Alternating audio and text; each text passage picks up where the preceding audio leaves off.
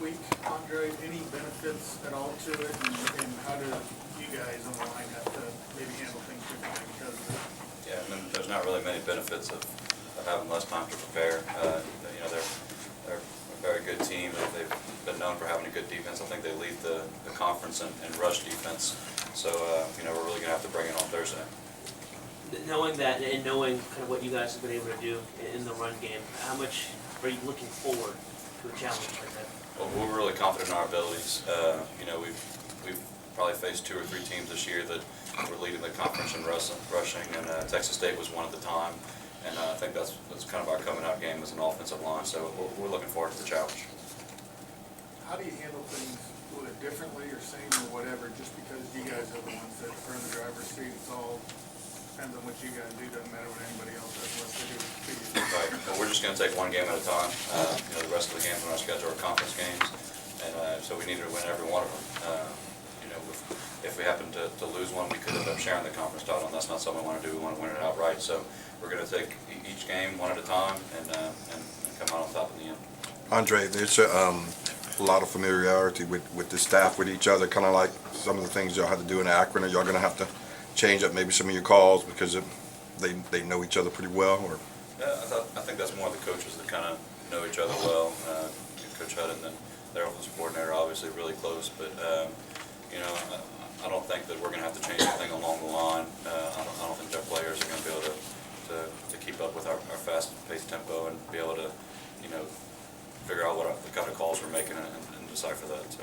Dre, Coach Hud talked about what the crowd meant to you guys Saturday, get things going again. Talk about this Thursday game against Troy, what it's going to mean. Obviously, we hope we have a big crowd again.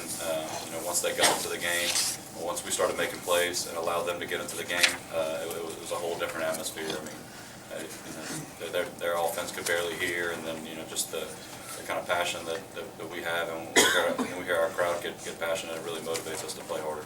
Do you feel like at time, like the second half in this New Mexico State game, it looks like you get into that rhythm thing where you're running the ball, which you ran the ball a lot in that second half, but you just kind of feel like you're manhandling the opposite line. Right. I mean, we love running the ball, but we don't really care how we do it.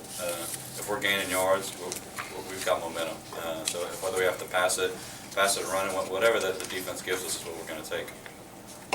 Harris, giving you guys a lot of credit, but how much confidence is he playing with now, and also how much more dialed in is he using because just of McGuire's presence and somebody really pushing him? Right. That, and I think he's getting a chance to get some rest. I mean, we're so deep at running back. You know, we have 6 guys that can really take quality snaps, and you know, when you look at the film and we kind of watch Alonzo, he runs really hard, and it's getting to the point towards the end of the games where the defense really doesn't even want to get in front of him and tackle him because he hits the hole so hard, and he's bringing a lot of force with him. Was there almost a silver lining to the team of that first half of kind of holding your hands to the fire, and now you've been through those adversities where you can kind of get things rolling? Well, we were really calm in the first half. You know, no one was panicked on the sideline. No one was freaking out, and you know, it was getting to the point. It was 28-7 at one point. So you know, somebody had to step up and make a play. We knew somebody was going to do it, whether it be on offense or defense, and those plays came throughout the game. So we were confident the whole time.